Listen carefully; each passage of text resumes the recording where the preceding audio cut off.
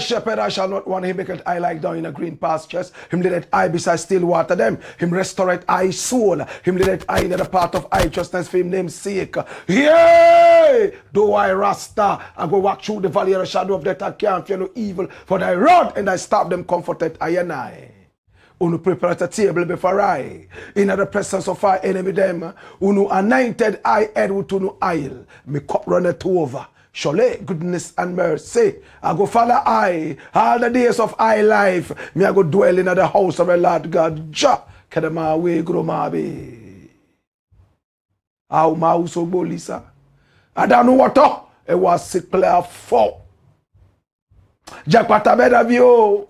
Monye ko. Agbe no heavy. Me gba fumato. Awatanyu moe. Oh, you are Adom.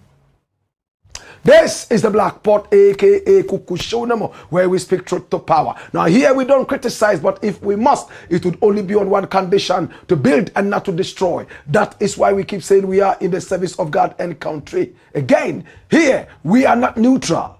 Because we are not neutral, we have taken sides. The side of the truth. That is why we keep saying we are the headquarters of the truth. And my name, Black Rasta. Now in every traditional African home there is a black pot.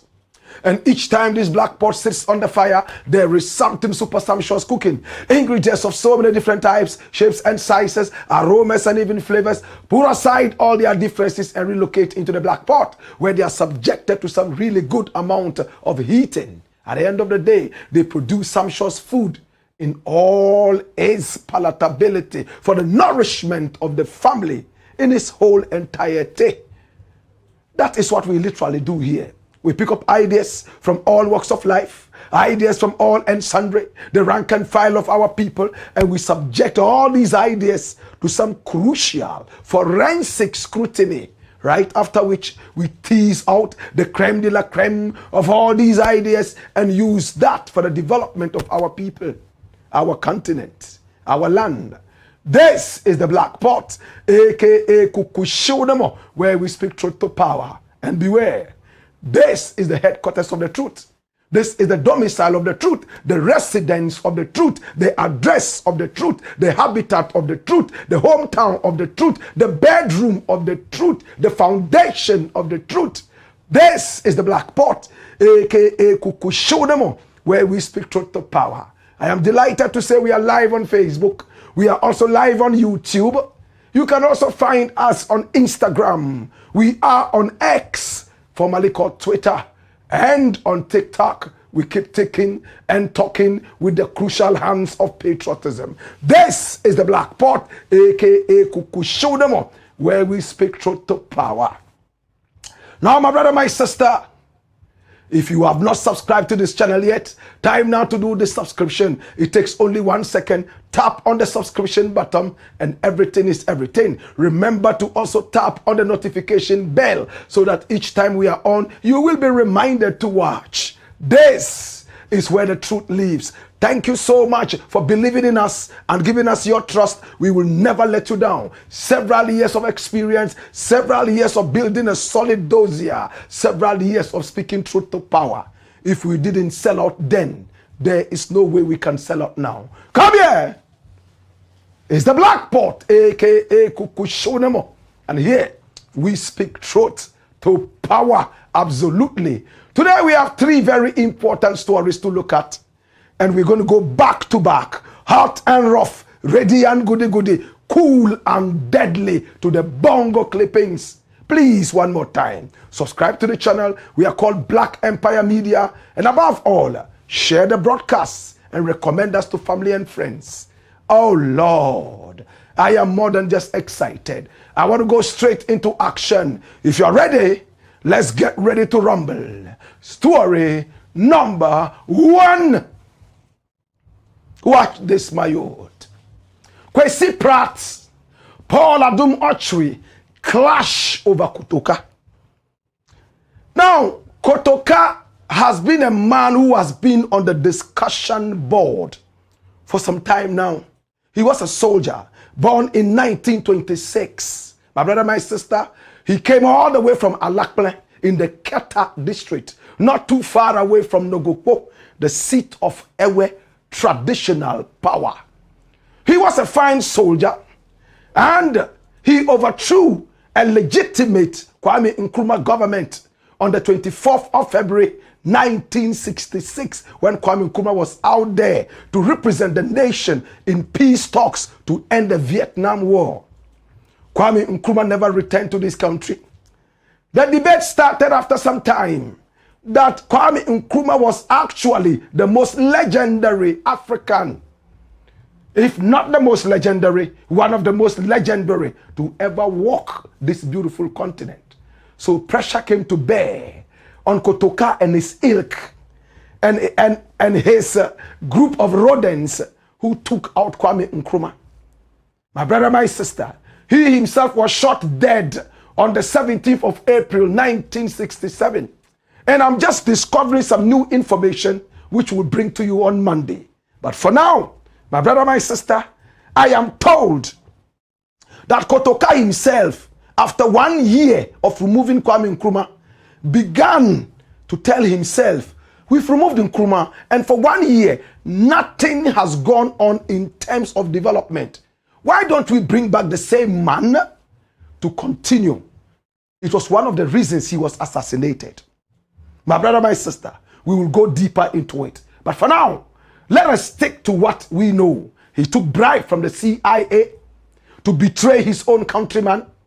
My brother, my sister, and his name was put on our biggest airport in this country. It used to be called the Accra International Airport, and it was built by Kwame Nkrumah, the man he overthrew. When Kotoka was murdered, and I'm careful not to use the word assassinated, there's a big difference. My brother, my sister, in order to glorify him, the airport was renamed after him. And there have been debates over the years, in fact, to pull out his name from the airport. Can I tell you more? Come along, come here. Watch this. Now, his statue used to be in front of this airport years gone, until there was the need to expand the airport in terms of the parking lot.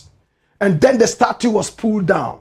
Before then, advocacy groups, students, all came together trying to pull down the statue because it reminded them of the ugly history that reared its head and demarcated a certain love story from a hate story.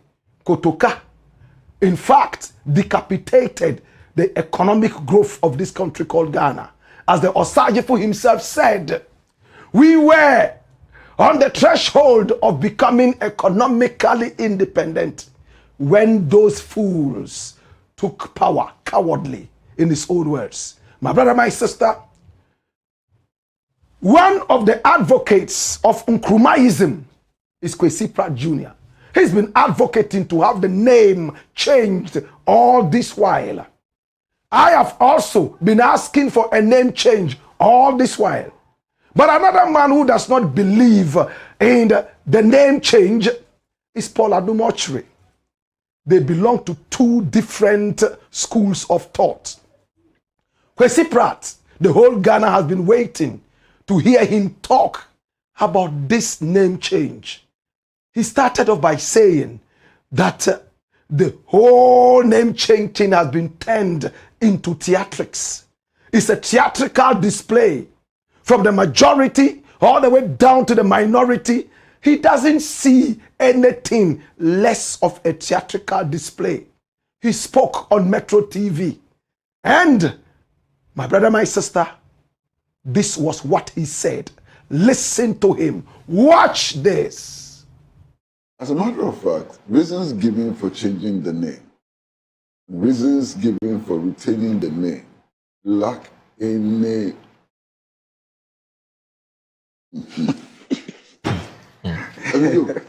they lack any substance. Let me be charitable. Let me be diplomatic. Very mild. Okay. You know, they lack any substance. Childish in the extreme. You understand? You have a majority leader announcing that the name of the airport is going to be changed. And the primary reason for changing the name of the airport is that it's located in Accra, and the land which was used for the construction of the airport was given by the people of Accra.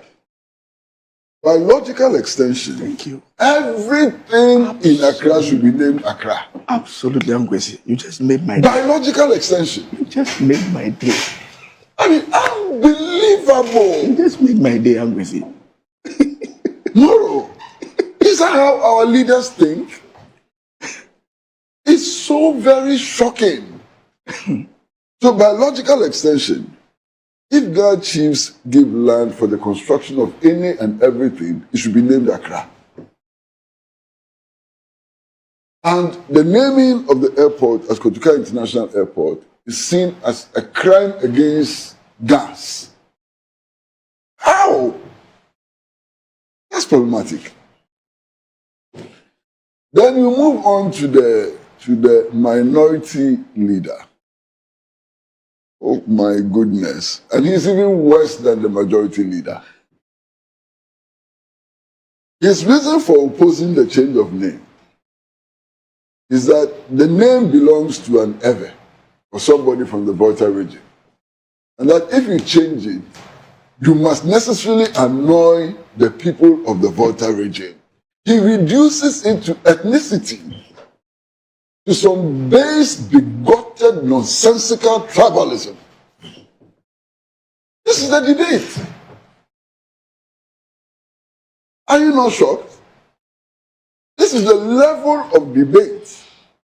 Now, if this debate was probably taking place in some God-forsaken ghetto of drug addicts and so on, no problem.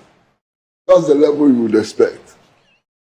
But this debate is taking place in Parliament.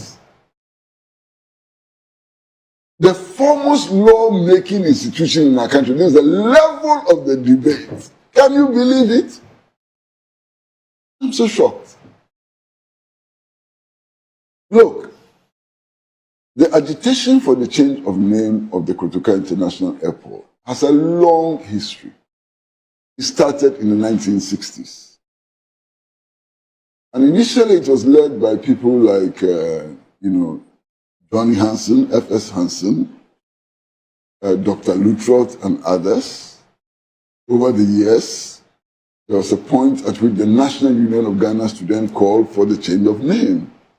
The Convention People's Party has always insisted that the name should change. The Afro-Asian People's Solidarity Organization has called for this name to be changed, and so on. Indeed, there was one time when I listened to an international stand-up comedian make the point that Ghana is a very strange place, You fly to the airport, you arrive at the airport, and you are greeted with the name of Kotoka, who Baturi and Kroma government. And who stood for principles which were completely opposed to Augustino Neto's principles and so on. And then you drive through Augustino Neto Street and so on. I mean, he did such an excellent job, showed the contradictions, and so on. Now, I have always believed that the name of the airport needs to be changed for good reason. One, the 1966 coup was planned, instigated, and carried out by the Central Intelligence Agency of the United States of America. No doubt at all about it. Indeed, the declassified documents of the CIA show that very clearly. In fact, evidence provided by John Stockwell, who was one of the leading agents of the CIA, confirmed that. A book authored by Richard D. Mahama, who was the son of the U.S. ambassador in Ghana at the time, confirms that, with documents and so on, confirms that. So there's no doubt at all that this coup was instigated, planned, and executed by the Central Intelligence Agency of the United States of America, using local agents, some of whose names have never been made public. You understand? Based on what I know, and I've done a lot of work on this matter, as a matter of fact, I interviewed A.K. Deku a few weeks before he died, and it's on tape. You can find it on YouTube and so on, his own confessions. The principal actor in organizing that coup was a Major Kwashi. How many people know this Major Kwashi? It wasn't Kotoka. It wasn't Afrifa. The principal actor was a Major Kwashi, who was resident at the 37 Military Hospital. Indeed, it was in his house that all these plans took place and so on. And in my interview with A.K. Deku, I asked him what he thought of Nkrumah. And A.K. Deku said in that interview that in his view, Nkrumah was the best president that Africa has ever had. This A.K. Deku was part of the conspiracy to overthrow the Nkrumah government. And you can refer to that. Then I asked him, so why then did you join a conspiracy to overthrow him? He said his life was at stake. And that if he had chickened out, he would have been murdered. By who? By the conspirators. He didn't have room to opt out. The tape is there, his own voice and so on. So it is clear that the 1966 coup was a foreign-inspired conspiracy against the interests of Ghana and Africa. There is no doubt at all about it. You need to read John Stockwell, you need to read Philip Agee, and so on. It's clear. Clear as daylight. Now, again, it is not in doubt that after the 1966, February 1966 coup, our development efforts suffered severely. And Ghana began to experience downward, spiral in terms of our development and so on. There's no doubt at all. So do you honor this coup d'etat? Do you honor this conspiracy against the Ghanaian national interest? That's the point. That's the point, nothing more. Now you have political parties which today claim that coup d'etats are an aberration, we should not encourage coup d'etats, and that under no circumstance should we tolerate coup d'etats. In fact, they argue that the worst multi-party democratic dispensation is better than a coup regime. That's the argument they put forward. I don't agree with them. I don't agree with them. Because I know that some governments which emerge from this multi-party democratic dispensation can be worse than military regimes. And I can give examples, okay? But that's not the point. That's another conversation. That's another conversation. Yeah. But if they insist that coup d'etats, by their very nature, are bad, are condemnable, should not be encouraged, and so on, how do you name the international airport, Ghana's biggest, most advanced airport, after a coup maker? How do you do that? You understand what I'm saying? Right. That's the point. How do you do that? Today, all of us, even including the right-wing elements in Parliament and outside Parliament and so on, at least pay lip service to Pan-Africanism. How do you honor somebody who staged a coup against the foremost advocate of Pan-Africanism in the world? And then proceeded to actually dismantle guerrilla camps which had been set up here to liberate African countries under the yoke of colonialism, capture their leaders, and send them back to the colonialists to be killed? How do you honor him? How do you honor him? How do you honor Emmanuel Kwesi Kotoka? And then this, and please, Moro, please, forgive my language. I've been struggling to find appropriate language. I cannot. Because the ethnic argument is so childish and backward, it's unbelievable. Why? That because he's Ewe and he comes from the Volta region, if you change the name, the people of Ewe as well will be angry. Where is this argument coming from? I know as a fact that after the 1966 coup, just bearing the name Yawo was a problem. You wouldn't survive. Because one of the staunchest supporters of the Nkrumah government in the Kita area and so on was Fiao. You understand? He was Fiao. His children, I went to school with some of his children and so on. Just bearing the name Fiao spelled calamity. The numbers of people who were thrown into detention without trial and charge included others. I can mention a whole list of names. Excuse me. Sorry about that. Now, even the attack on Flagstaff House, you know that the coup was resisted by the Presidential Guard over a long period of time. Yeah. The attack on Flagstaff House, Kotoka and his people killed others. Others who were in the Presidential Guard were not spared because they were others. They were killed. You understand? The coup d'etat, the ministers who were arrested and dumped into prison without charge and without trial included others. They included Reverend Boka, who was an Ewe. You understand? They included Reverend Boka, who was an Ewe.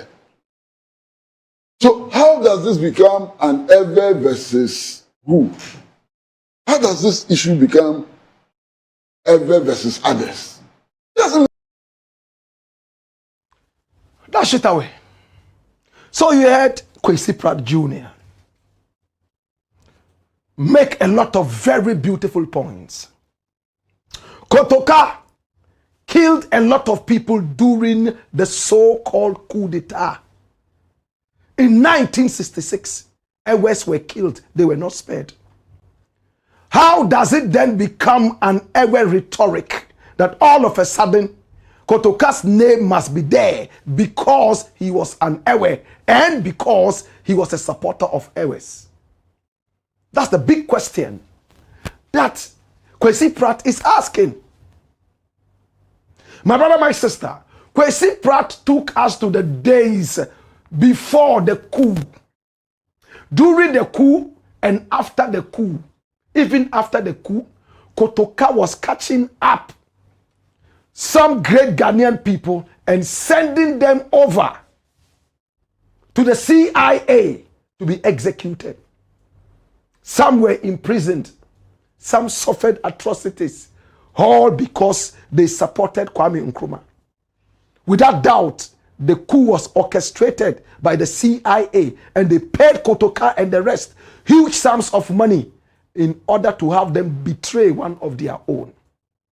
Now, Paul Adom-Otchere is from another school of thought. He doesn't believe in Kwame Nkrumah that much, and he doesn't hide it. He has also spoken about Kotoka, heaped a lot of praises on Kotoka. We are going to look at what he said, and then we again will separate the facts from the lies, from the truths and the half-truths. We are going to look at all these. In the interim, let's listen to him argue for Kotoka. And when we return, as historians, we'll go deep into what he says in this tape. Watch this. So this is General E.K. Kotoka, the man who was named after the man after whom the airport was named, and which today has been removed to Accra Airport. And there's something small that we want to say. What has happened today, viewers, is an effort of Nkrumahist who have wanted, and I've always made the point, Nkrumahist who want the name of Kotoka removed from the airport because it was Kotoka who overthrew Nkrumah. But you see, history is very interesting. And history that is not documented is also very interesting because we don't feel, the generation who were born after 1975, do not feel what the people of Ghana felt between 1962 and 1966 when Kotoka did the coup. When the coup occurred, there was a very popular coup across Ghana. Now, the videos you see is the day on which the airport was named after E.K. Kotoka. And this is the new terminal that had been built by the people at the time. And Kotoka was killed over there. Kotoka is a man from the Volta region. Okay, so let me get back to the story. Now, this is an effort from the NDC, Nkrumah's people, who feel that Kotoka is the nemesis of Nkrumah, that you can speak about Kwame Nkrumah in all the terms that you can, in all the positive terms that you can, but you will realize that when it comes to the overthrow, it's stuck in the history of Nkrumah. It's stuck out as one of the very negative down points of Nkrumah, very low points of Nkrumah, because it portrays Nkrumah as a non-democratic leader. Because the narrative from the coup is that there was no democracy in Ghana. His finance minister has run away. I mean, can you imagine a Ghana where ministers of the government are running away for their lives? This is the stark reality of the Nkrumah era, that we were not there, and the history has not been documented in broad terms. And they say we shouldn't study history in school. So we don't study history in school in Ghana anymore. Throughout the NDC, PNDC, NDC time, we don't study history in school in Ghana. So we all don't know, except for those who take an interest in it. Now, the situation in Ghana was that nearly 1/3 of the members of parliament had run away for fear of their lives. Under the dictatorship of Osajifo Dr. Kwame Nkrumah, many people were committed to prison. And many members of parliament had run away. We couldn't even hold a parliamentary election. And the flag of Ghana had been changed to the CPP flag. The anthem of Ghana had been changed.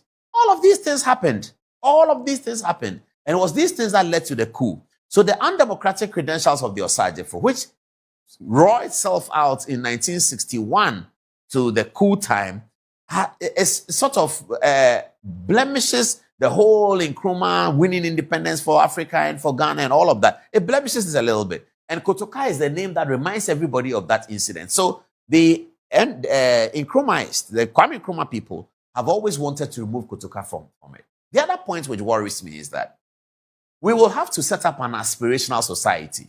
And that's why when you go to America, every monument is named after somebody. There's nothing in America that's not named after nothing. There's nothing in England that's not named after nobody.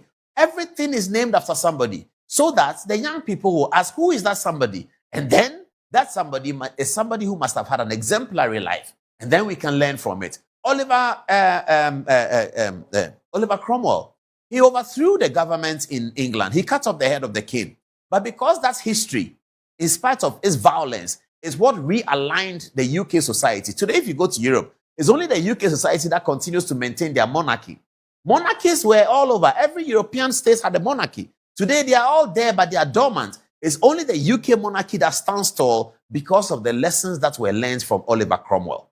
So Oliver Cromwell conducted a coup, cut off the head of the king. But because of the lessons that were learned out of that, they put Oliver Cromwell's statue at the Parliament House. The same thing that Oliver Cromwell came to overthrow, democracy, the symbol of democracy, the legislature. That's where Oliver Cromwell's statue is. That suggests of a thinking people. Why do they do that? Because they are thinking.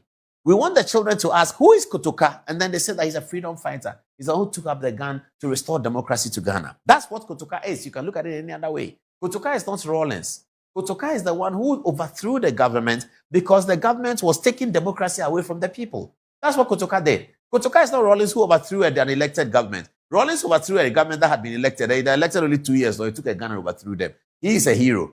Kotoka, who restored freedom and restored democracy, is not a hero. It's not a hero because some people who are thinking in a certain way think that he's a nemesis of their antecedents, and therefore they have to remove his name from anywhere. Kotoka is an Ewe from the Volta region.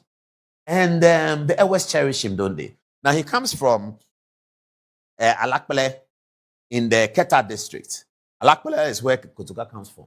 Alakpele in the Keta district. That's where Kotoka is from. And I'm not sure whether the NDC people have asked their supporters how they feel about this, about how the man from Alakpele's name should be yanked off a national monument like the airport and remain it as Accra Airport. Many people support it. But the reason why I don't support it is that we have to create an aspirational society. The International Conference Center must be named after somebody. Who is Ebose? Then we learn about Ebose. Pa Grant. Who is Pa Grant? Pa Grant something. Then we learn about Pa Grant. Then we go on and get the young people, 17-year-olds, to have that aspiration, like the way they learn. Paul Adom-Otchere is a politician. So he speaks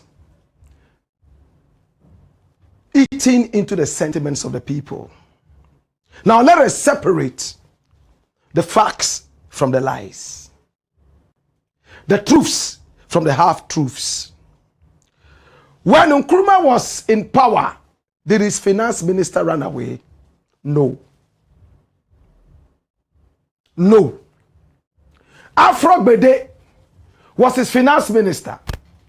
They fell out. And by 1961, Kwame Nkrumah pushed him and forced him to resign. So when he resigned, a new finance minister took over the job. He was called Amwakwata. And Afro Bede decided to run out of the country for fear that he might be arrested. At the time that he ran out, he was not the finance minister. Again, Afro Bede Bedema, my brother, my sister, had become a staunch critic of the Osagifo.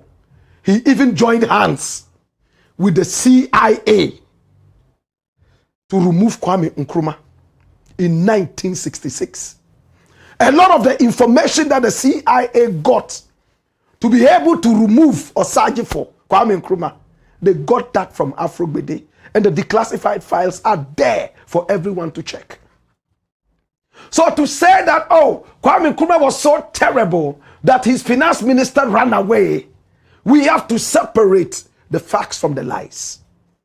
Afro Bede was forced to resign. After he resigned, he ran out of the nation for fear that he might be arrested and locked up like some other people in the Preventive Detention Act. Why was the act necessary? Bombs were being thrown to kill the Osagifo at least 4 times. In fact, they did not even care planting a bomb on a little girl in a bouquet of flowers that exploded at Kulungungu, killing the girl and some other people. And a lot of the bomb shrapnels went into Kwame Nkrumah, which later became cancerous and killed him in 1972. In order to protect his life and the young democracy, he decided, on the advice of the police at the time, bad advice though, but he depended on the police to institute the Preventive Detention Act, to be able to pick up people that the police itself fingered were the masterminds of all these bombs. Osagifo did not go out to say, oh, it's you, I suspect you. It was the police. The head of the police at the time. We won't go too much into history. But hear me now. Paul Adom-Otchere talks about the fact that, okay, finance minister ran away. We've been able to separate the facts from the lies, the truth from the half-truths. Now let's go deeper into it. Paul was also talking about the fact that, oh, a lot of the MPs ran away because of Kwame Nkrumah's brutality. They were scared that he will arrest them and lock them. Yes, some of them ran away. And the dossier is there to show. Why did they run away? And look at those who fled. Notable leaders who fled or were detained. Kofi Buzia, he was the leader of the opposition United Party. He fled Ghana for England in 1959. 1959. This was when Afro Gbedema was still the finance minister and everything was rosy. He fled. Why did he flee as early as 1959 when Ghana was only 2 years in its young democracy? He lived in exile for nearly a decade, continuing his opposition to Nkrumah from abroad before returning to Ghana after the 1966 coup. And when they picked him as president, what happened? He messed up the economy. His finance minister was the father of Ken Ofori-Atta. They destroyed the economy. He was overthrown in shame and he ran back all the way to England. At the time, Nkrumah was still alive and in exile. He witnessed everything. Busia died in shame in exile. The smallest thing, Busia was a coward. He ran out of the nation. They overthrew him. Even without Nkrumah, his own boys chased him out. Kwamla Agbeli Gbedema was the finance minister, yes? Once a close ally and Nkrumah's finance minister, Gbedema fled into exile in 1961 after falling out with Nkrumah and fearing arrest. Then there was R.R. Amponsa and Modesto Apalu. Now these opposition MPs were not able to flee in time. They were arrested in November 1958 for an alleged assassination plot. Why did they flee? These are the reasons. Systematic repression. The Preventive Detention Act was used to decimate the United Party opposition, leaving many leaders with the choice of prison, exile, or joining the ruling Convention People's Party. That was their mind. Nkrumah had turned the country into a one-party state because of what was happening at the time. The bombs is power you want, right? Okay. No more elections until all these things calm down. Even in your schools, when people are demonstrating and misbehaving, you will postpone and hold down every election till there's calm. Right? My brother, my sister, this was the coup that overthrew Nkrumah. Dash it away. Now, we have to separate the truth from the half-truths. Let me go finally into Oliver Cromwell. My very good friend Paul Adom-Otchere says, oh, he beheaded Charles I. Nowhere in history has it been stated that Oliver Cromwell picked up a cutlass, a machete, or an axe and then cut off the head of the king. Who was the king he was referring to? Charles I. King Charles I. My brother, my sister. Now, King Charles I was a repressive king, yes? This is King Charles I. Oh yes, King Charles I. In fact, he took over parliament and he became everything of the state. He murdered people. He suppressed religion. And he was the almighty of the land. Oliver Cromwell used the soldiers to fight him. And they were 59 in number that signed his death warrant. It wasn't Oliver Cromwell alone. Even some of the members were saying, oh no, let's leave him, don't let us behead him. But Oliver Cromwell pushed for the beheading of King Charles. My brother, my sister, yes, at the end of the day, this is Oliver Cromwell. He pushed, but he never raised an axe. The king was beheaded. My brother, my sister, he was beheaded. Yes, he was beheaded. This is Oliver Cromwell. Charles I was beheaded, and this was in 1649. And when Oliver Cromwell came in, what did he do? He became a dictator, repressing the people of England, murdering people. He was worse than the man that he removed. You know what happened? He himself died 10 years later in 1659 at the age of 59 years. Listen, and when he died, 1659, see what happened. They buried him 2 years later in 1661. When the monarchy was restored, you know what they did? They dug out his corpse. They removed him from the grave, spat on him, called him a traitor and a very bad person. You know what they did? They hanged him. The corpse. The corpse was hanged in front of the parliament of the nation. Then they beheaded him. They took off his head and then put it on a spike. You know what a spike is? Put it on a spike and left it there, standing for so many days, months, years, until a violent storm came one day and blew that useless head away. And Paul is trying to make you feel like this was a great man.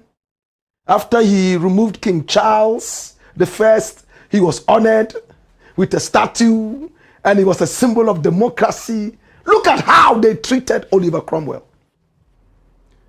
He died though, but they removed him from the grave after about 2 years.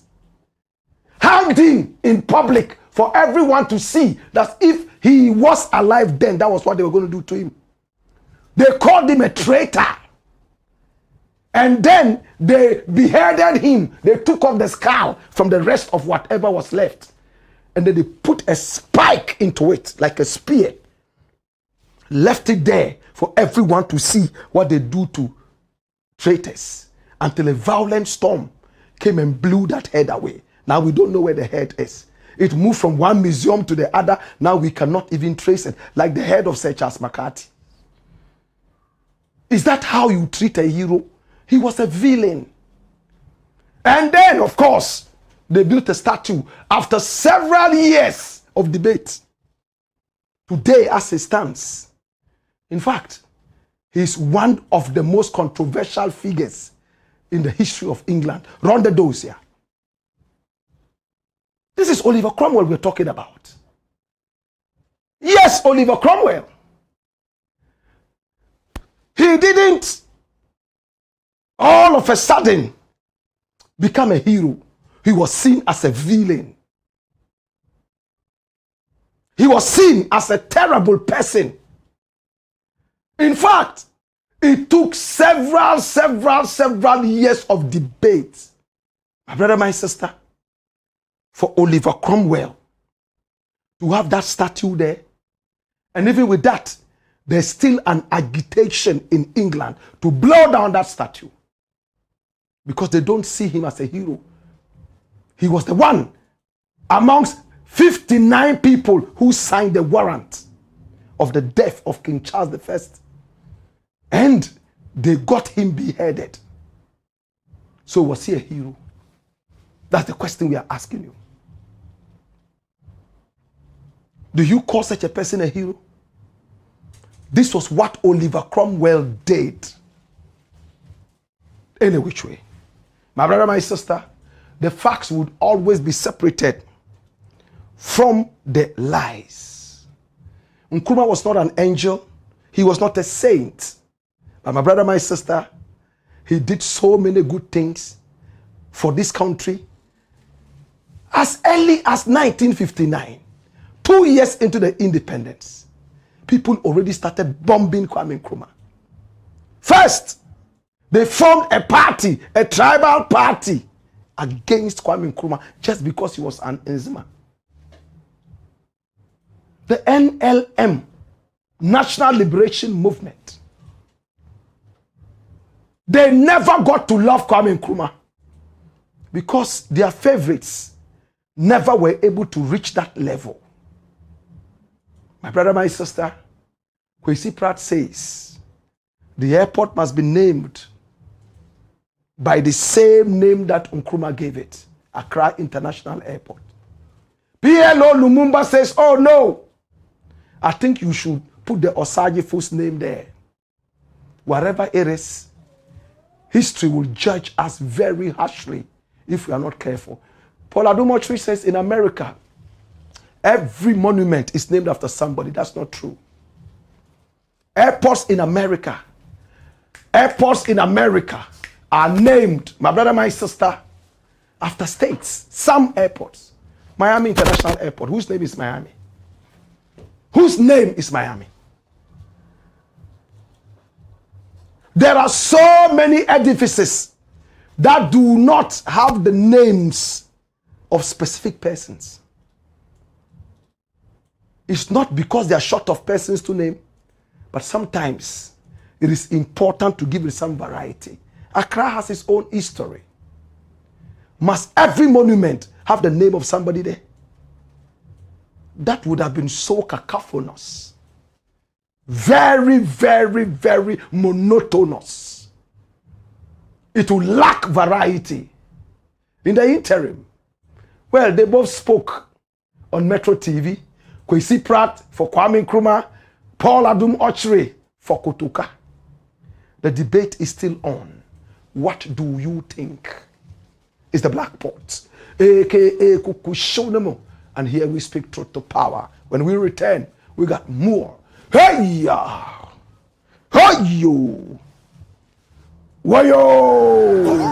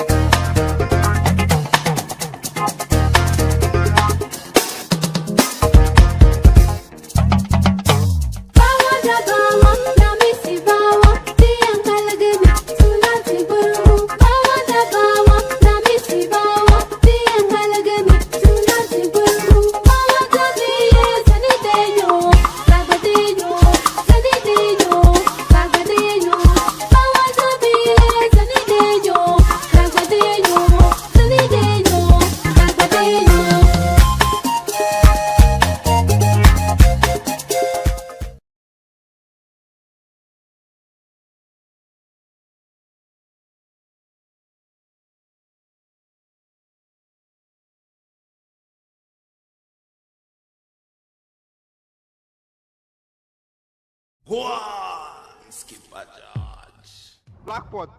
Kukusho. It's the Blakk Pot, aka Kukushonemo. And here we speak truth to power. If you have not as yet subscribed to this channel, please hit on the subscription button. It takes just 1 second. Oh yes, our numbers are also scrolling on the screen. Pick up the numbers and do business with us. We are the most watched, the fastest growing online TV in the name of Pan-Africanism and patriotism. This is the Blakk Pot, aka Kukushonemo, where we speak truth to power. Story number 2. Watch this. Zambian president apologizes to Mahama at last.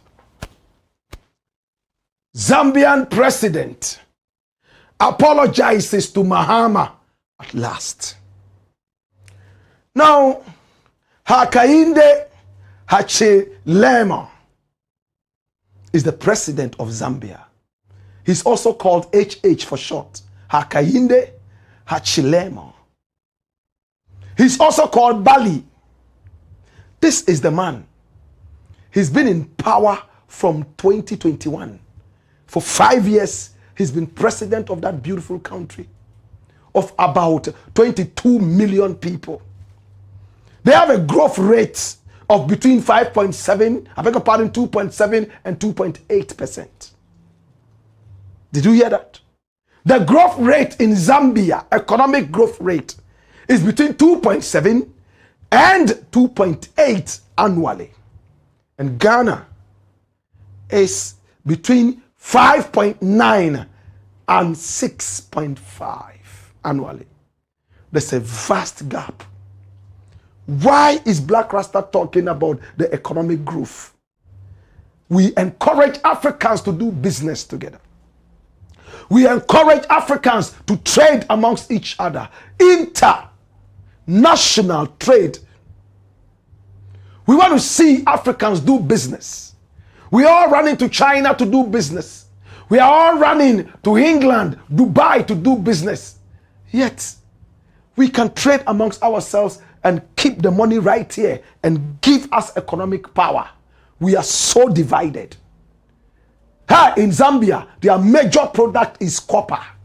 In Ghana, we are known for the gold that we have. The two presidents decided to meet.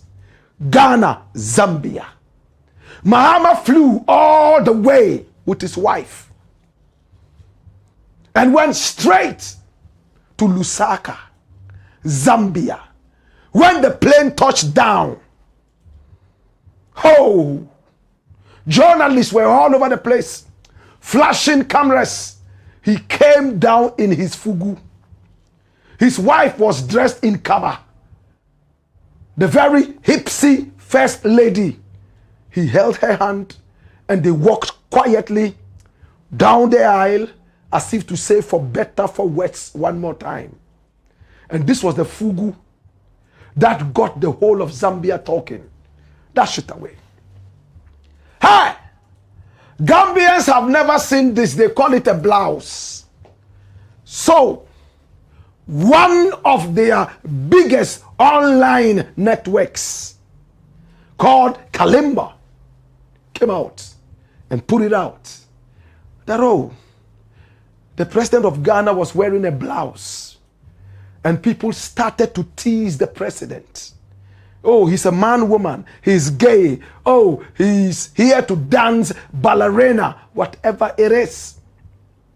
The president of Ghana has told us that everything he wears is made in Ghana. It's a big lesson to the people of Zambia. He's telling them, if you want to keep the money here and grow your economy, employ the artisans. Oh yes. Look at the president. He's dressed like a European. The Ghana president is wearing something traditional. They tease him and say that he's wearing a blouse. Hey, Jesus. Now, a few days after the president went to Zambia, he decided to return after meeting the Ghanaian people, interacting with the people of Zambia. He gave a fugu as a gift to the president. And Hakiende Hachilema, aka HH, aka Bali, has fallen in love with the fugu. It's all over in the Ghanaian media that he says he's going to order more fugu.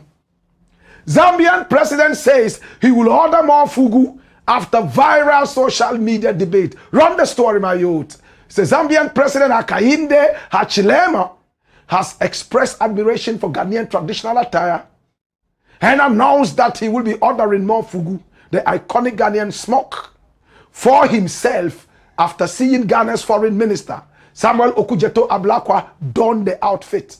Now the remarks came amid a lively social media conversation about the attire, which sparked some conversation during the visit of the president, John Dramani Mahama. So the president is happy about it. Dash it away.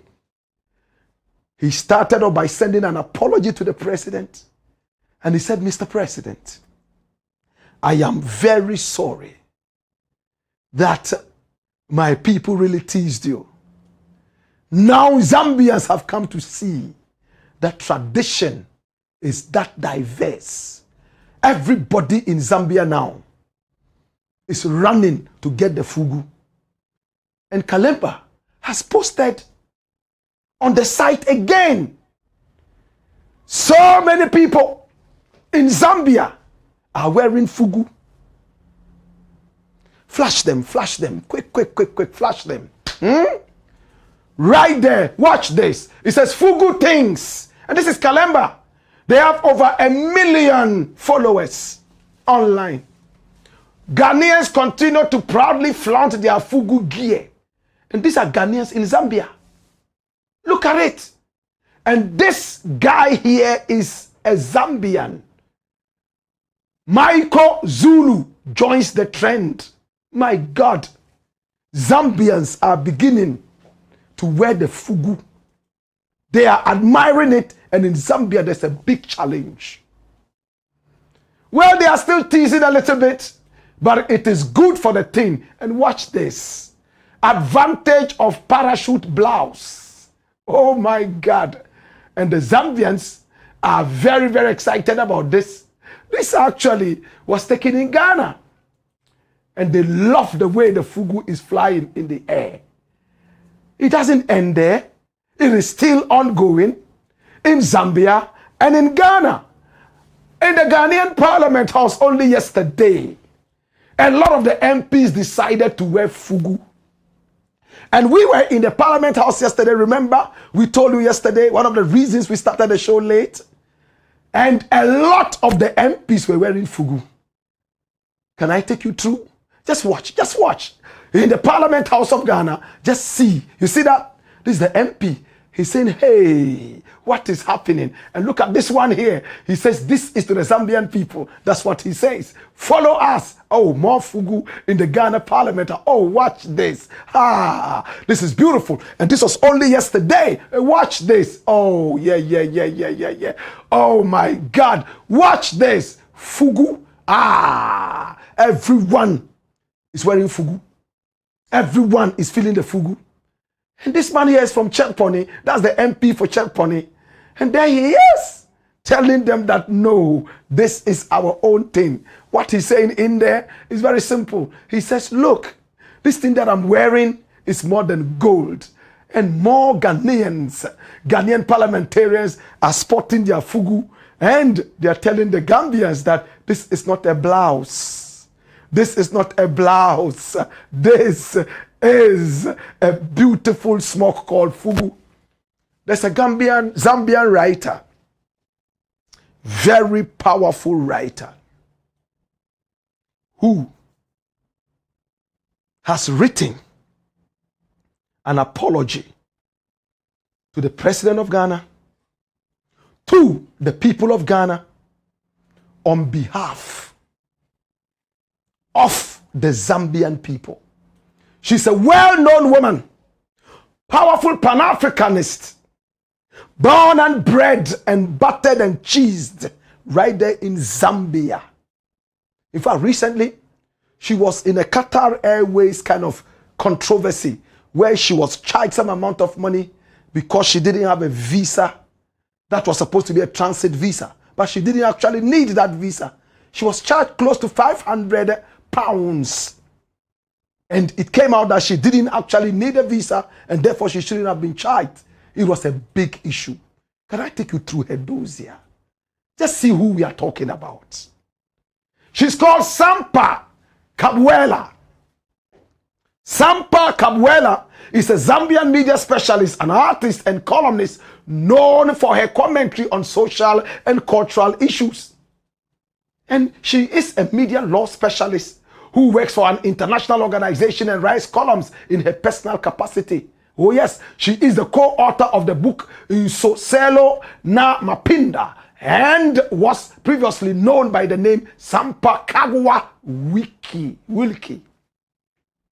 In the early 2026, she gained social media attention for her ode to the regal Fugu, a piece in which she explored the cultural connections between Zambia and Ghana, offering an apology and calling for deeper African interaction beyond state visits. Oh my God.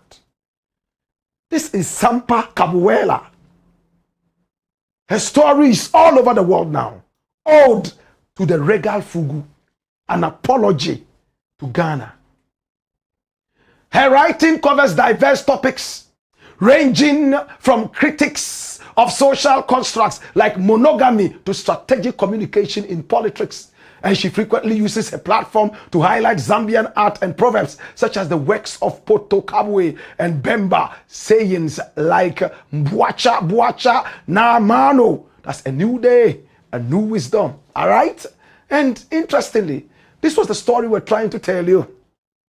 In the late 2025, that's just last year, Sampa Kabuela was involved in a widely publicized travel dispute with Qatar Airways. While transiting through Dubai to Kabul, she was denied boarding at London Heathrow due to a visa disagreement. Now, despite Dubai immigration later confirming no visa was required for a transit, she was fined £457 as a no visa fee. Dash it away. This is the woman we're talking about. Sampa Kabuela. And what did she write? Ode to the Regal Fugu, Apology to Ghana. And it's also published by Kalemba, one of the most popular in Zambia. And this is a site people go to for online news in Zambia. There are over 22 million people. They love this. Ode to the Regal Fugu and an apology to Ghana by Sampa Kabuela. We'll just take a few lines. Now, my social media feed has been filled with anger from Ghanaians who feel hurt and disrespected after some Zambians, in a display of extraordinary ignorance and regrettable social media behavior, mocked the Fugu by calling it a blouse. To my Ghanaian brothers and sisters, I understand your outrage. You have every reason to feel personally offended. The Fugu is a piece of your identity, dignity, and culture woven into fabric. Now, the Zambians who mischaracterize the Fugu are few, and they are genuinely ignorant of Ghanaian culture and traditional attire. Do not judge Zambia by the noise of a handful of people who hide behind social media to mock, insult, and chase likes. I speak for millions of Zambians when I say we hold deep admiration for Ghana, your history, your culture, your people, your food, and even your politics. I wish I had added, and your men. Because Ghanaian men are extraordinarily powerful. Ghana is not foreign to us. Many Ghanaians have made Zambia their home. There is a thriving Ghanaian community in Zambia. Some have married Zambians. Some are prominent business people. They are part of us. One of the most respected and beloved figures in our media industry was a Ghanaian-born journalist and trainer, Adom-Otchere, who lived and worked amongst us for 3 decades. When we lost him to cancer on the 18th of August 2022, Zambia mourned the loss of one of its own. Thousands paid tribute. The government of Zambia recognized his contribution. This is the relationship between Ghana and Zambia. So why mention all this? Because while a few Zambians may not recognize the Regal Fugu, Regal means kingly, royal, they know and love many other parts of Ghana. Okay? We wear kente and ankara proudly at weddings and ceremonies, often declaring with pride that it's original and from Ghana. We love raw shea butter on our skin and hair. We know your naming traditions, that Kwame is a boy born on Saturday.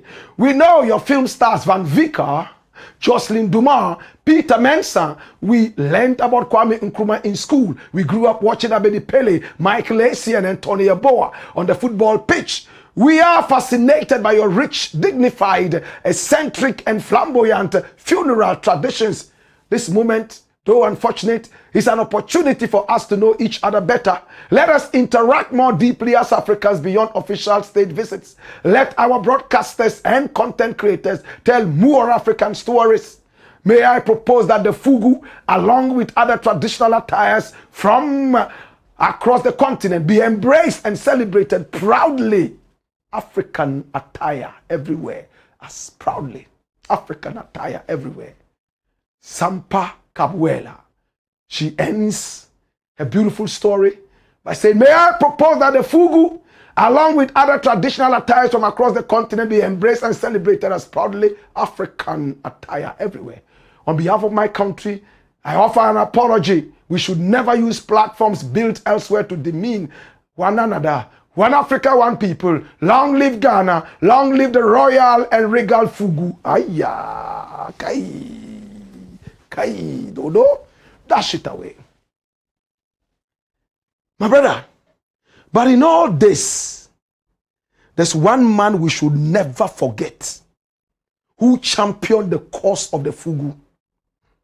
He wasn't from the north. In fact, he was nowhere near the Fugu.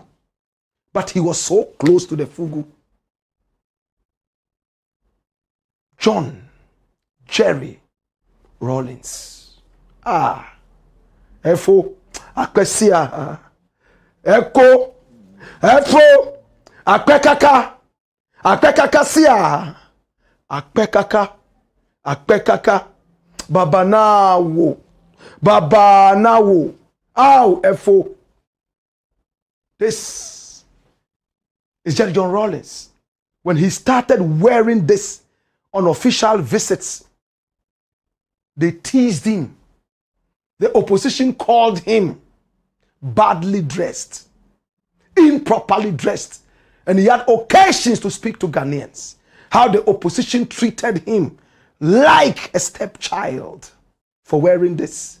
When Clinton came, he stood in front of Clinton and wore his Fugu and encouraged Clinton to wear the traditional kente, which many people believe is from Bonre, though many others believe is from the Volta.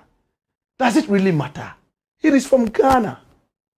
Rawlings was always seen in his Fugu, in happy moments and in sad moments. Even in his home, sitting down, just looking at a book. He wore the Fugu. He was the champion of the Fugu. My brother, my sister, before Rawlings, there was Kwame Nkrumah who also wore Fugu. But there was only a few times that we saw Kwame Nkrumah wearing Fugu as compared to J.J. Rawlings. During our independence, they all wore the Fugu. It was a symbol of national freedom. Do we all remember when Kwame Nkrumah said the independence of Ghana is meaningless unless it is linked up to the total liberation of the whole of Africa? He was wearing a Fugu. The prison graduates. The man who popularized the Fugu beyond our borders was Jerry John Rawlings. The Fugu Association of Ghana in 2024 wept when they realized that they had missed an opportunity to call J.J. Rawlings a Fugu icon and officially adorn him with Fugu and call him as such. Watch this. Currently, we are naming materials after dignified people around us, important people around us. We decide because of so we used to have a way like still is there something like Lordina Mahama. Because he was wearing it, we have named the thing after her. Was she the first person to wear something like that? No, but the material itself, it was in the system not quite long before they came to power. But because she wore that thing and then introduced it to the world, we named it after her, Lordina Mahama. So Samira Bawumia also came and started wearing things. A particular dress, so we named that thing after her, Samira Bawumia. So whoever comes into the market looking for a material that look comparable to that, would say, that person is looking for Samira Bawumia. Something like mine, if say someone like J.J. Rawlings wears it, yes, means that you name it after so as I've named, our maturity in maybe selling out our material was not up to that level. Look at how he market the Fugu. But then we never named it after him. But the kind of dresses he was wearing, the material is called Bunga. But we never took it as a pain to name it after him. So it's now paining us. It's now paining because that was the era of our grandfathers. So and they never knew something concerning business. Okay. If we had named it after him, maybe Rawlings would have also taken it as a pain to market it the more.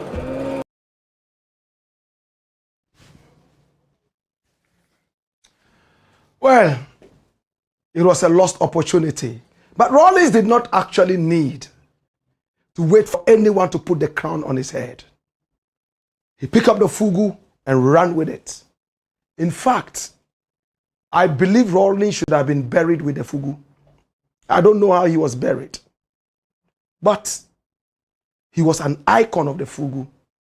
We cannot forget King Ayisoba, who also has a Batakari festival. He's most of the time wearing his Fugu.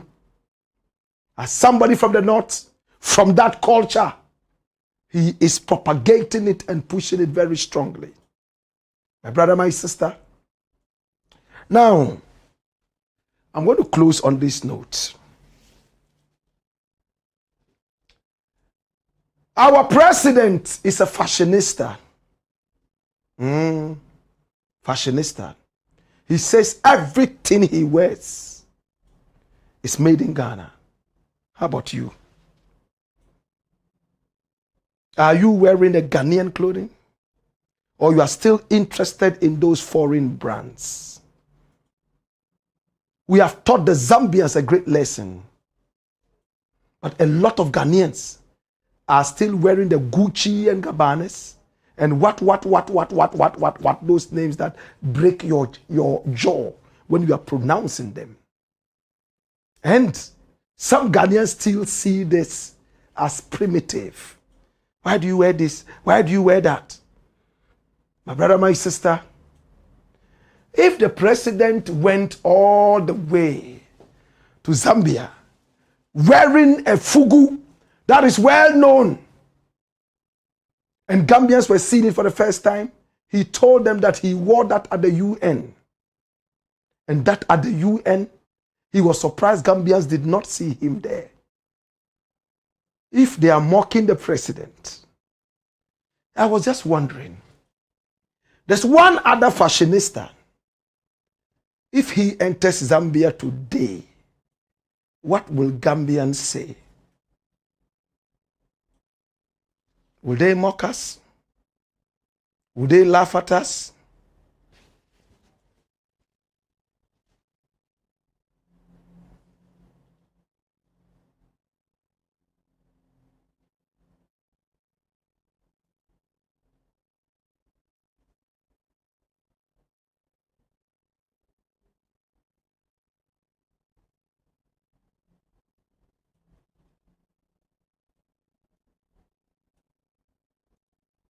Zambia, you ain't seen nothing yet.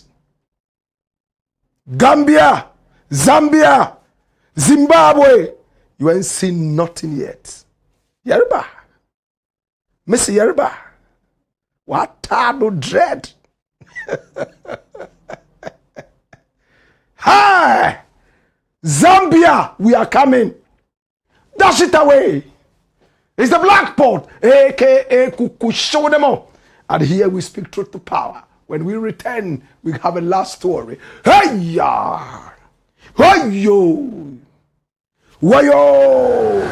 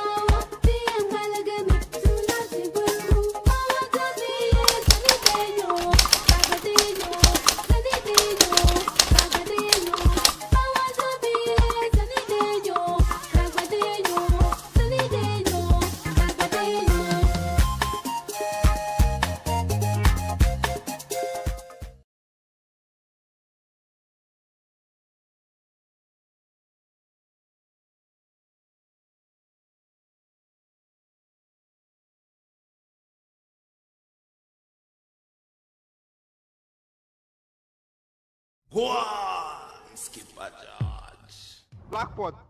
Koku show them. The Blackpot, aka Kukushonemo.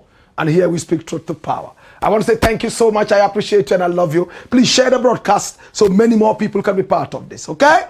We have very interesting stories and we need you to be able to send the stories across so many more people can be part of this great family. You know, this is the residence of the truth and you are a truthful person. Jesus Christ says, I am the light. And the what? The truth. And what? The way. You don't get to the Father except through I. My brother, my sister, hit on the subscription button. Right after that, you hit on the notification bell so you can be part of this great family. We love you and we appreciate you. Gradually, we are hitting up 50,000 subscribers. And when we reach 50,000, we're going to have a very, very wonderful time. We're going to surprise some of you on this platform. Oh, yes. Wait and see. And by the first quarter, we hope to be able to hit 100,000. And there will be yet another beautiful celebration. Until then, please spread the message. Talk to us. Yes, and do business with us. Talk about us to friends and family. And of course, subscribe to the channel. Story number 3. Watch this. Ghana says bye-bye to IMF with pride. Jesus. Now the Ghana growth or the economic growth rate of Ghana, in fact, is 6% plus on the average.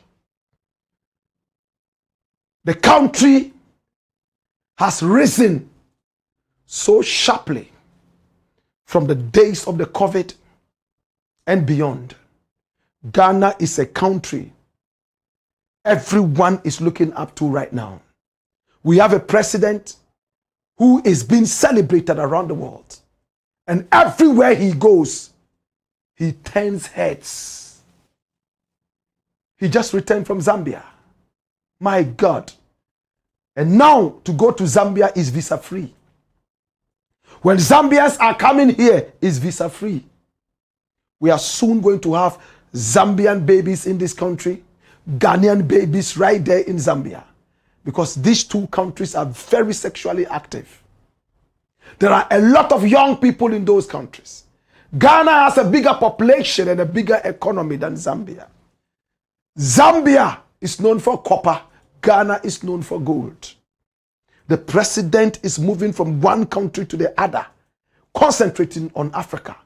Unlike Nana Addo Dankwa Akufo-Addo, who was on a flying spree of foreign countries, begging for arms.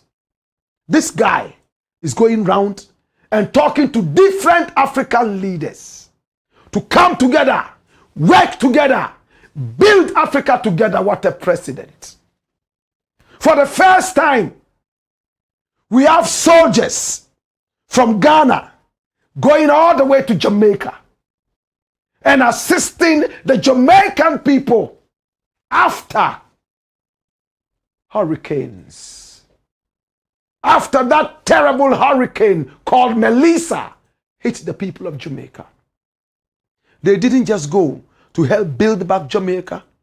You know what they did? They carried a donation from Ghana, from the bowels of the Ghanaian coffers to the people of Jamaica. When was the last time you heard that Ghana donated any money to any African country? We are the people who receive. A few days ago, the president of the republic went to pay the IMF.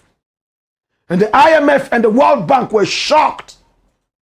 They were expecting that the president will come and beg, please, we need more time. Please, we are begging you. We need more time. Can you just extend so that we pay? No. The president went in there and said, I'm coming to pay the debts that our predecessors created. And paid. Boom. Many were those who criticized the president, that he should have kept the money to build the economy. The president is behaving just like me. When I am in debt, I can't think. When I am in debt, I'm never able to grow. I don't know about you. That's why I can't be a businessman. Businessmen thrive on loans and debt. They say you use other people's money. That is one key point about business. I cannot do that. When I owe you 1 penny, anytime I see you, my head is bowed. For that matter, I am happier when I don't owe anybody and I don't have anything in my pocket. If I have everything in my pocket and I owe people, that is why at Blakk Empire Media, before the month ends, we make sure that everybody gets whatever they are supposed to get, no matter how small. Because I can't look at their faces if they have not been given their peanuts. I call it peanut because the kind of work that we put in does not commensurate how much we receive. My brother, my sister, the president is getting the country out of the IMF nonsense in April. Watch this.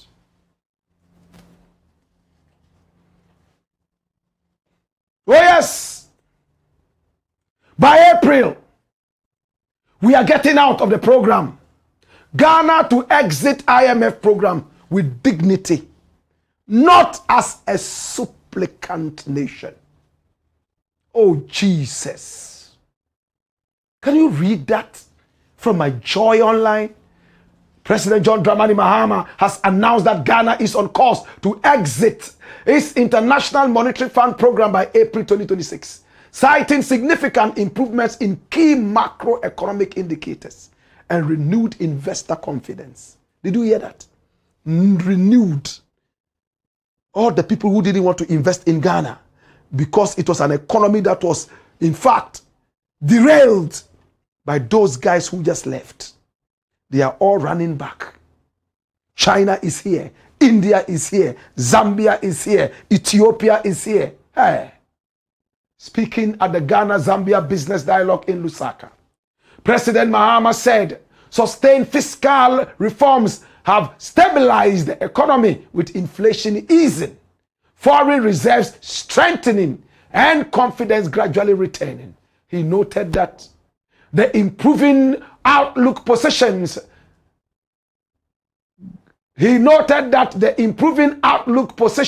Ghana to expand trade and investment, particularly within the framework of the African Continental Free Trade Area, AFTA.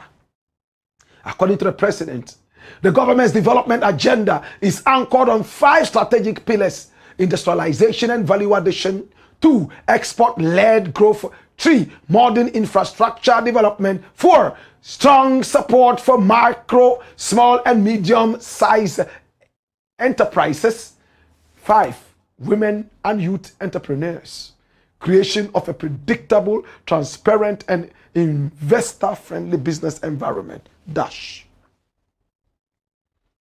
My brother, I'm excited that since Mahama came into power, even though we can now go to the bond market to borrow, we haven't borrowed a cent. We haven't borrowed anything. Now, when you go to the market, our farmers are producing a lot. We were bringing in a lot of tomatoes from Burkina Faso. Right now, it's reduced.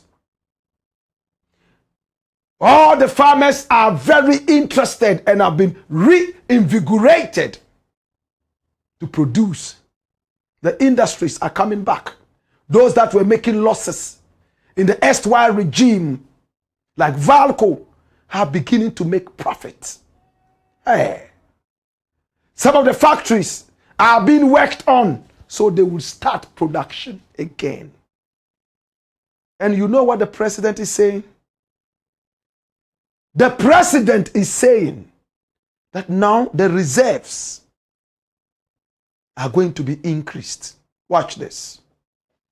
The reserves are going to increase. And Ghana is aiming at a certain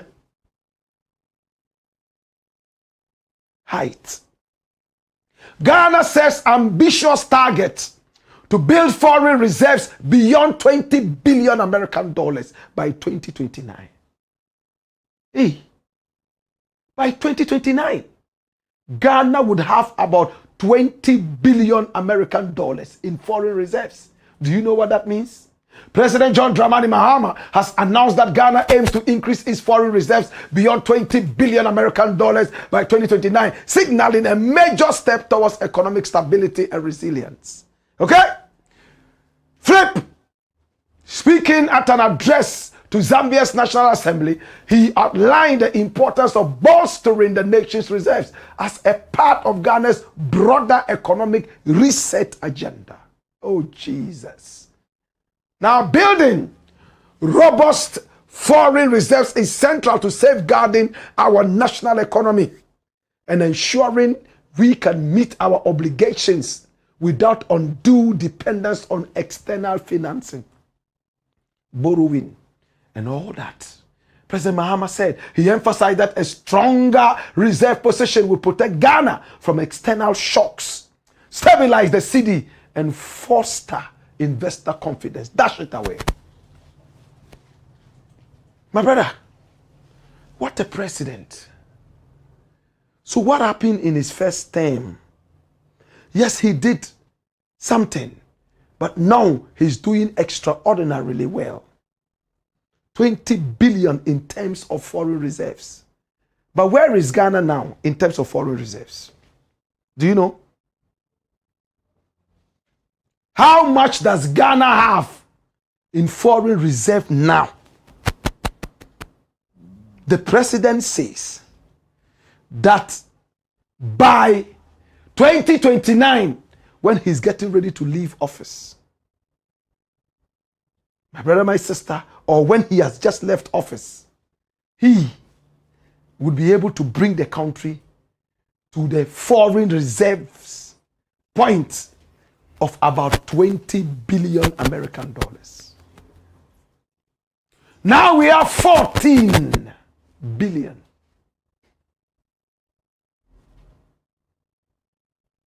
$14 billion American dollars in foreign reserves. That's what Ghana has now.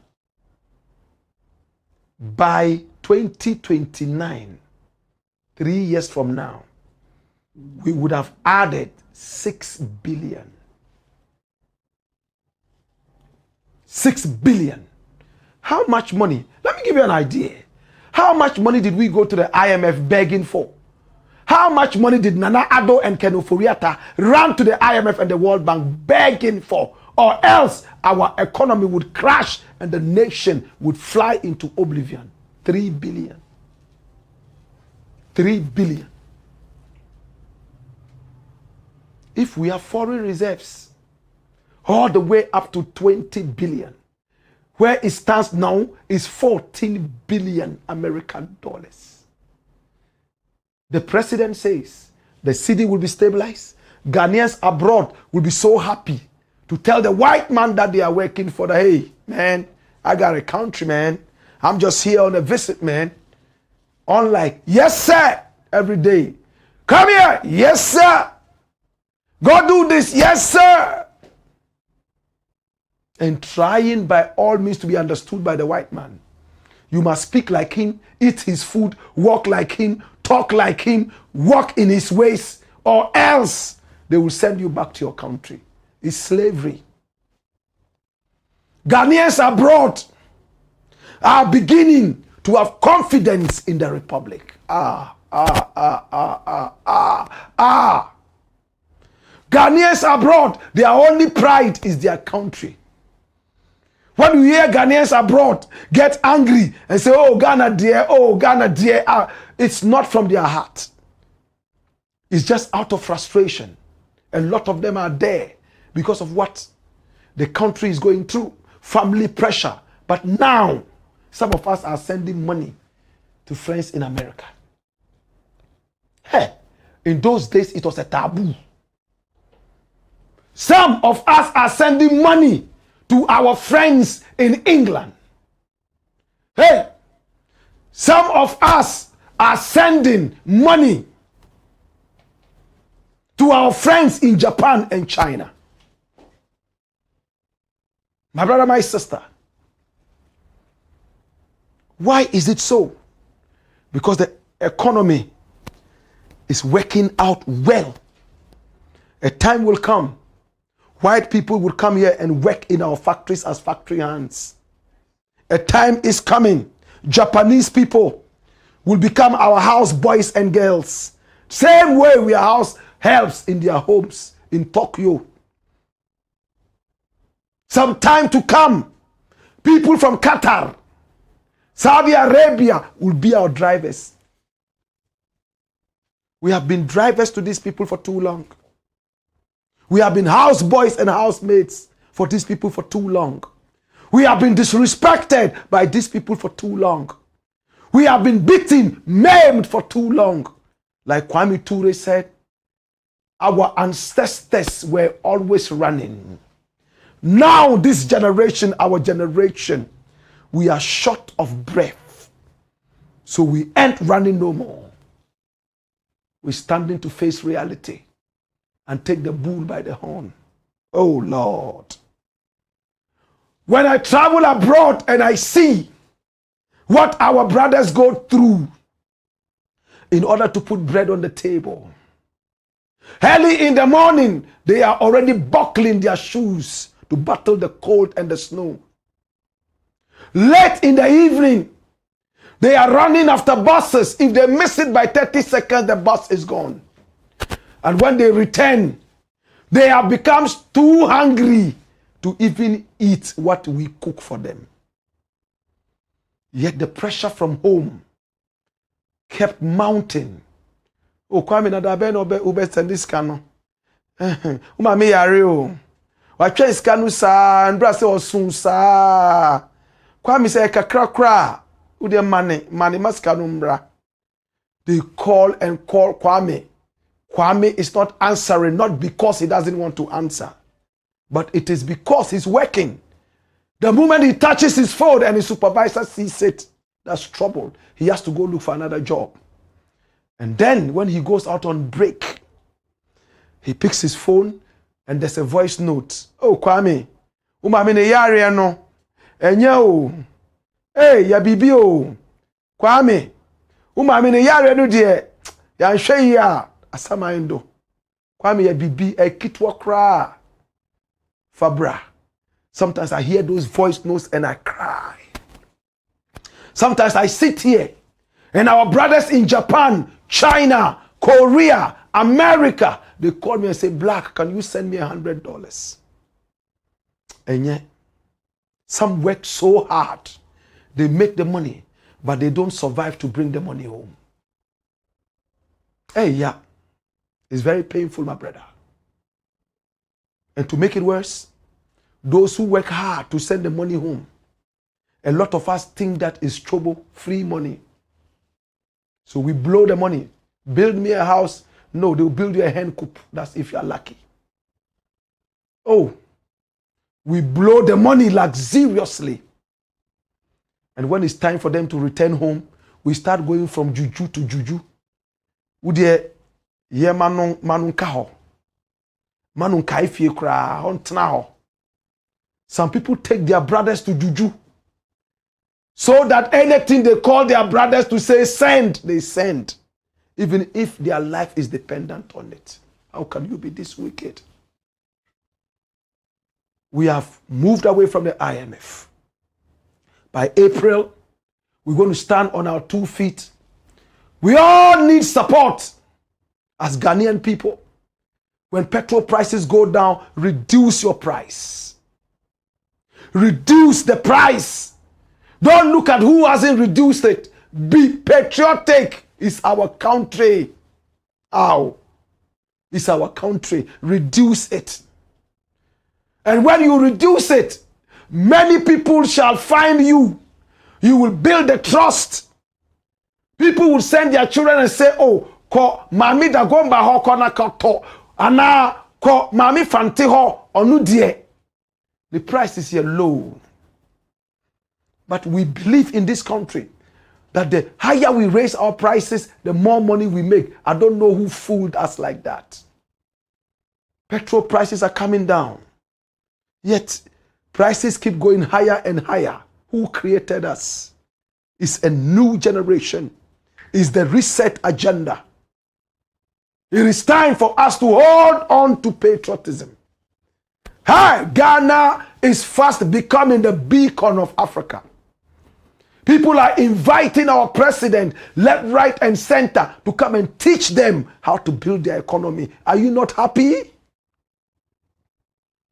People in Ghana have realized that the unemployment rate has come down. The last Christmas, almost every Ghanaian ate chicken. The last Christmas, we saw how the city came alive again after several years of begging our brothers and sisters abroad to send us $10 to buy chicken. Our foreign reserves, 20 billion in 2029. I believe we can reach there even before that. Prices in so many areas are coming down. Trotro drivers must reduce their prices.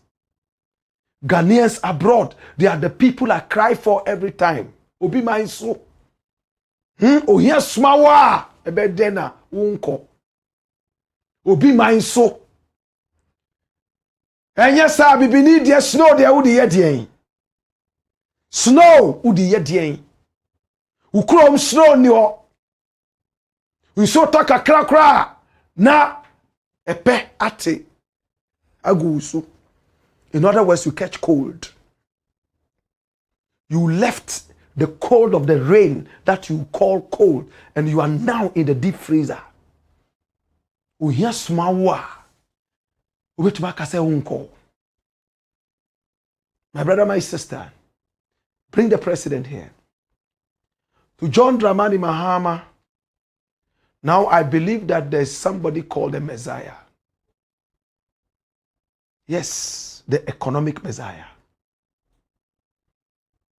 This guy begged God that he should be president again, and he would leave a clean sheet. A lot of people wrote him off. They called him all sorts of names. But he became president overwhelmingly. And can you believe it? In less than a year, he changed the fortunes of all Ghana. Today, the Galamsey thing is going down so sharply. Going down. Ghana is one of the most peaceful countries in Africa. We don't hear gunshots. There are out of about the over 35 million Ghanaians we have, about 30 million Ghanaians only saw a gun on TV. In Ghana, policemen hardly carry guns around. They ride motorbikes. That is a country. A friend of mine came from England, Jamaican originally, and he told me that he was riding in Accra and he saw people talking to the police, taking photographs with the police on the busy streets of Accra, and he kissed his teeth. What a blood clot. And I asked him, why? Is it strange? He said, go try this in England, you get shot. Try it in America, you dead like a little puss picnic. So he looked at me and told me, you walk as a black man to a policeman on a busy street and say you want to take a photograph with him. 2 million meters before you reach him, he's telling you, stop there. Put up your hands, turn your back, lie on the ground. Lie down. Don't take another step. And already he's holding his gun and he has clocked it. You hear crack, crack. He's waiting to release the first shot. And it's not aiming for your hand or your leg, straight into your brains and shatter up all your brains. But in Ghana, we dance with the police. Sometimes we even have the effrontery to take the policeman's hat and wear. Sometimes the gun that the policeman is holding, we take it away from him. We borrow it from him. And then we dance with the gun before we return it to the police, only in Ghana. Go and try it in Jamaica. Go and try it in Jamaica. Our country is a very different country. We are a different breed of people. Let's respect the country. Whatever work is being done, let's all put our energy into it. Me, I travel abroad. I've never had the urge to live abroad because I have a country that keeps me away from the cold. When I travel, then I'm just traveling to see things and return, or to do business and return. Under no circumstances should a man travel because his country failed him. Somebody write it down. Under no circumstances should a man ever travel out of his country because his country failed him. Never. You should only travel on tourism.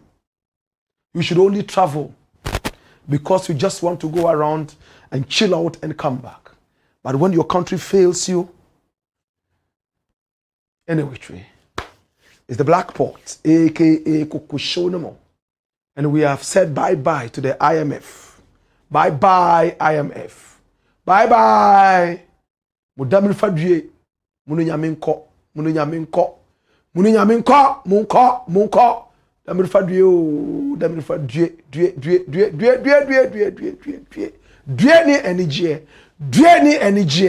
Due energy, is the Blakk Port, aka Kokoshonamo. And here we speak truth to power. Okay? Thank you so much. It's time now to say bye-bye to you. But let's see your comments.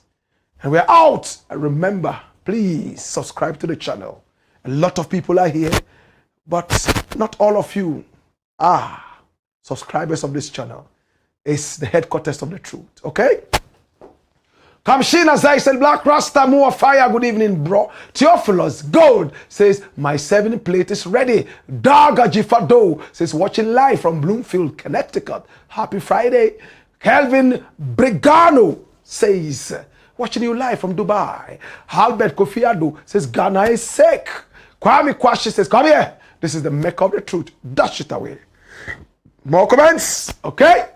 All right. Pandi Pamank says, greetings, my boss. Patawo says, hello, Black Rasta. Kwabena SL Jacobs says, this is the Blakk Port, the foundation of the truth. Kwame Kwashi says, Black Rasta, may the spirits of our ancestors continue to protect you, the team, and all the patriots of truth who gathered here. Richmond Nana Nyan says, Black, you're looking great. Salute. More comments coming in. All right. Send them through Facebook. They could also come via YouTube. And we have Joshua Quality. And he says, good evening, my brethren, Black Rasta. Keep the fire burning. Watching you from Ras Lafan in Qatar. Ras Lanouf is in Libya. Nana Ogumpawa says, my greetings to spiritual president Chief Kamshina Zaid. Kwame Kwashi says, Black Rasta, our country or nothing, notre pays ou rien. Maxwell Kukuko Komla says, Black Rasta, the epitome of truth. Yes, thank you for your good history lecture. Thank you. Ahmed Tijani Suleiman. Wolandema, come back to it. Ahmed Tijani Suleiman says, Amu fire Black. Love and respect. Ahmed Tijani, we love you. We appreciate you. More comments coming in. All right. We have Raskaba who says, Assalamu alaikum, my big brother, Professor Black Rasta himself. More respect to you. And I pray that the Almighty Allah keeps protecting and guiding you. Inshallah. Sonia Martinson says, fire. Raskaba says, Paul Adom-Otchere is a big hypocrite in Ghana. And I have no respect for. Are you sure? You know, he's a nice guy. He's just belonging to, you know, another school of thought. Okay? Raskaba says, the Blakk Port with Professor Black Rasta himself, more fire. Raskaba says, it's Friday, and the Friday class is on. Professor Black Rasta watching you live from Spain, Barcelona. Thanks for the good work you're doing for Mother Ghana. Much respect to you, Professor Black Rasta. Papa J says, Black Rasta wearing black kaba. Yes, oh. And Raskaba says Kenoforiata is an illegal alien.